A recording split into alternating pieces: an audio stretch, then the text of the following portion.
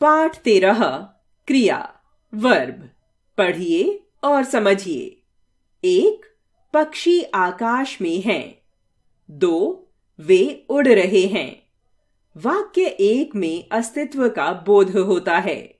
वाक्य 2 में कार्य के होने का बोध होता है। सभी सजीव अपने स्वभाव के अनुसार निरंतर क्रियाशील हैं। क्रिया परिभाषा। जिस शब्द से किसी कार्य, घटना अथवा अस्तित्व के होने का बोध हो, उसे क्रिया कहते हैं। क्रिया शब्दों की अनुपस्थिति में वाक्यों की रचना नहीं की जा सकती। धातु। क्रिया की रचना धातु से होती है। क्रिया के विविध रूप किसी न किसी धातु से ही बने होते हैं। इस प्रकार क्रिया के मूल रूप को धातु कहते हैं। क्रिया धातु। आना आ, जाना जा, चलना चल, उठना उठ, पढ़ना पढ़, लिखना लिख। मूल धातु का प्रयोग। कभी कभी धातु अपने मूल रूप में भी प्रयुक्त होती है, किंतु प्रायः यह प्रयोग पुरुषवाचक सर्वनाम के मध्यम पुरुष शब्द तू के साथ आज्ञा के लिए होता है, जैसे तू चल, तू लिख, तू सुन, तू खा, तू पूछ। संज्ञार्थक क्रिया। ना युक्त धातु का उसी रूप में भी प्रयोग किया जाता है। ऐसे क्रिया रूप को संज्ञार्थक क्रिया कहते हैं। जैसे बच्चा छोटा है, अभी चलना सीख रहा है। उसे पढ़ना आता है, लिखना नहीं आता। सामान्य क्रिया। जहां वाक्य में केवल एक ही क्रिया के प्रयोग से कथन स्पष्ट किया जाए, वहां सामान्य क्रिया होती है। जैसे रोहित हंसा, मुन्ना रोया, तुम सुनो, तुम जाओ, तुम बैठो, तुम रुको। यहां हंसा, रोया, सुनो, जाओ, बैठो, रुको एक एक क्रिया शब्द हैं। क्रिया के भेद। Kinds of verb. क्रिया के भेद दो आधार पर किए जाते हैं। क कर्म के आधार पर, ख रचना के आधार पर। क कर्म के आधार पर क्रिया के दो भेद होते हैं। 1 सकर्मक क्रिया, 2 अकर्मक क्रिया। 1 सकर्मक क्रिया ट्रांजिटिव वर्ब। जिस क्रिया को अपना अर्थ पूरा करने के लिए कर्म की आवश्यकता होती है, उसे सकर्मक क्रिया कहते हैं। उदाहरण देखिए। माली फूल लाया। क्या लाया? फूल। कर्म। चौकीदार ने चोर पकड़ लिया। क्या पकड़ लिया? चोर। कर्म। क्रिया से पहले क्या लगाकर प्रश्न करने पर यदि उत्तर मिले, तो वह क्रिया सकर्मक होती है तथा प्रश्न के उत्तर में प्राप्त शब्द कर्म होता है। 2 अकर्मक क्रिया इनट्रांजिटिव वर्ब। जिस क्रिया को अपना अर्थ पूरा करने के लिए कर्म की आवश्यकता नहीं होती है, उसे अकर्मक क्रिया कहते हैं। उदाहरण देखिए। राजू पढ़ता है। क्या पढ़ता है? कर्म नहीं है। मुन्ना हंसता है। क्या हंसता है? कर्म नहीं है। अकर्मक क्रिया के साथ क्या लगाकर प्रश्न करने पर उत्तर नहीं मिलता, अतः पढ़ता है तथा हंसता है अकर्मक क्रियाएं हैं। द्विकर्मक क्रियाएं वर्ब्स विद 2 ऑब्जेक्ट्स। जिन क्रियाओं के 2 कर्म होते हैं, वे द्विकर्मक क्रियाएं कहलाती हैं। जैसे राजू ने लता को पेन दिया। डॉक्टर ने रोगी को दवा दी। उपरोक्त वाक्यों में प्रयुक्त क्रियाएं द्विकर्मक हैं। द्विकर्मक क्रियाओं के साथ प्रयुक्त कर्म मुख्य कर्म तथा गौण कर्म होते हैं। प्राणीवाचक कर्म गौण तथा अप्राणीवाचक कर्म मुख्य होते हैं। मुख्य कर्म के साथ को कारक चिन्ह का प्रयोग होता है और गौण कर्म के साथ को नहीं लगाया जाता। अपूर्ण क्रिया इनकम्प्लीट वर्ब। अकर्मक क्रियाओं में कर्ता तथा सकर्मक क्रियाओं में कर्ता तथा कर्म दोनों अपेक्षित होते हैं, किंतु कभी कभी क्रिया अपूर्ण रह जाती है। जैसे 1 वह है, 2 वाजपेयी जी भारत के थे, इन वाक्यों के अर्थ अपूर्ण हैं। इनकी क्रियाएं वाक्य में प्रयोग होने पर भी अपना अर्थ प्रकट नहीं कर पाती। ये अपूर्ण क्रियाएं कहलाती हैं। उपरोक्त वाक्यों के पूर्ण अर्थ रूप निम्न प्रकार हैं।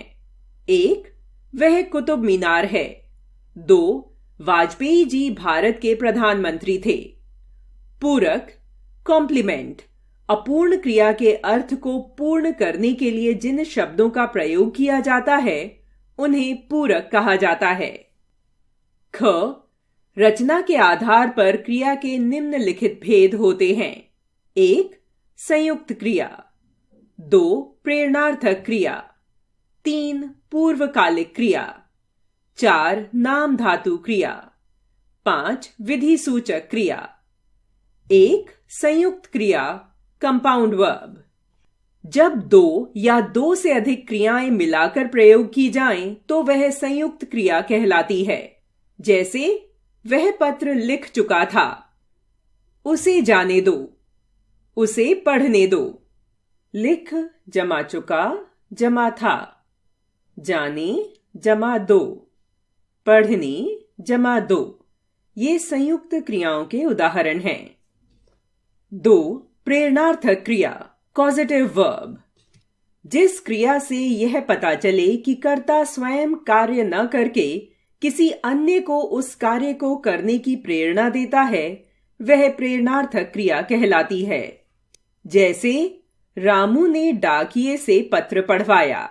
इस वाक्य में रामू स्वयं पत्र नहीं पढ़ता बल्कि डाकिये को पत्र पढ़ने के लिए प्रेरित करता है। अतः पढ़वाया प्रेरणार्थक क्रिया है।